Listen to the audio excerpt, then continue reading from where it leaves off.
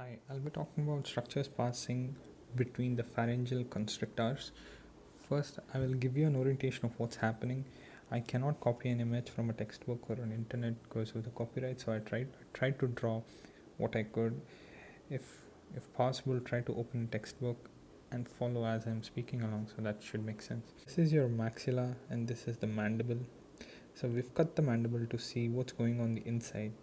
These are your pterygoid plates. This is the lateral pterygoid plate. This is the base of the skull, and this is the styloid process, and this goes back to the occiput. So today we're talking about constrictors of the pharynx. Essentially, there are three constrictors of the pharynx: two, three, two, three. So there is superior constrictor, middle constrictor, and inferior constrictor of the pharynx. So there are four spaces that are formed in between these constrictors. So one is between the base of the skull and superior constrictor. Another one is between superior, and middle, inferior, and below the inferior constrictor. So that makes it 1, 2, 3, 4 spaces. Today we'll be talking about the structures passing through them. I hope this helps. As a general base rule, everything on the top is related with pharynx and everything at the bottom is related with larynx. So everything on the top is to do with pharynx and everything at the bottom is larynx. Structures passing between the base of the skull and superior constrictor are to do with pharynx. So if you can see, there's a tube that is coming from the middle ear and opening into the lateral wall of the nasopharynx 1.25 centimeters behind the inferior turbinate of the nose on the lateral wall of the nasopharynx, and that is the first structure that we're talking about, and that is eustachian tube. This essentially makes sure the pressure is equalized between the middle ear and the nasopharynx. So that's the structure number 1. You see a muscle coming from the base of the skull towards the palate, and this is the structure number 2, that is the vater villi palatini. We have two arteries winding around the superior constrictor and supplying the lateral wall of the pharynx. They both are Ascending palatine artery and palatine branch of ascending pharyngeal artery. So these are the four structures. You can probably remember them with the mnemonic PALE. Go for the second space. The space between superior constrictor and middle constrictor, you can see the styloid process giving a muscle that is going towards the pharynx, and it should be no surprise that it is called stylopharyngeus muscle. And we can see a nerve that is going to supply the entire part of the oropharynx and oral cavity and the posterior most part of the tongue, and that is your glossopharyngeal. This should be easy.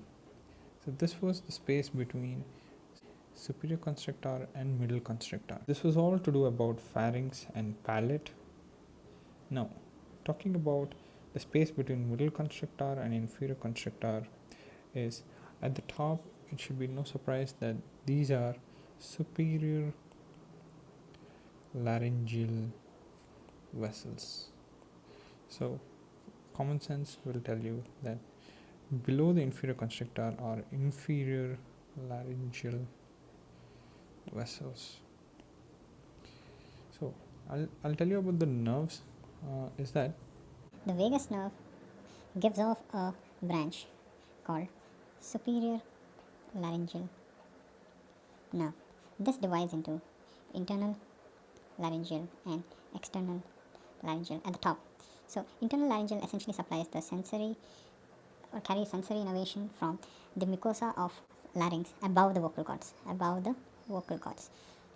whereas the external laryngeal nerve supplies one motor muscle to cricothyroid. The vagus nerve gives off another nerve at the bottom that goes down and winds around, and this is called a recurrent laryngeal nerve. This essentially carries sensory innervation from the mucosa of the larynx below the vocal cord, and also motor to all intrinsic muscles except the one that is supplied by the external laryngeal nerve, except cricothyroid. On the right side, it winds around the subclavian artery. On the left side, arch of aorta itself. So this winds around the arch of aorta itself. By this diagram, you should all have already guessed that this is what is piercing the thyrohyoid membrane and goes to the interior. This is your internal laryngeal nerve, and this is external laryngeal nerve. So this must be the recurrent laryngeal nerve.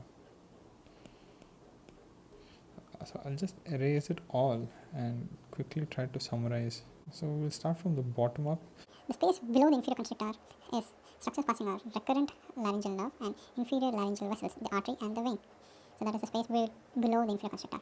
The space between the inferior constrictor and middle constrictor has superior laryngeal vessels and internal laryngeal nerve, a part of the superior laryngeal nerve. Okay, so this is the external laryngeal nerve. Between the superior constrictor and the middle constrictor, we have styloid process and the muscle that is giving a stylopharyngeus, and nerve that supplies the tongue, and the pharynx is glossopharyngeus. That is your superior constrictor and middle constrictor. Now, from the base of the skull and superior constrictor, we have structures which go by mnemonic PALE, that is all to do with pharynx and palate. So we have eustachian tube, levator villi palatini, ascending pharyngeal artery, and palatine branch of ascending pharyngeal artery and ascending palatine artery. So, I hope this kind of makes sense and at least gives you a rough orientation so you can watch it or you can see your own textbook for a better image. I know this image is not the best, but I hope the rough idea that at the top we have to deal with the palate and pharynx, and at the bottom we have to deal with the larynx. So this basic fact should give you a rough idea of what's happening, and I hope this helps. Thank you.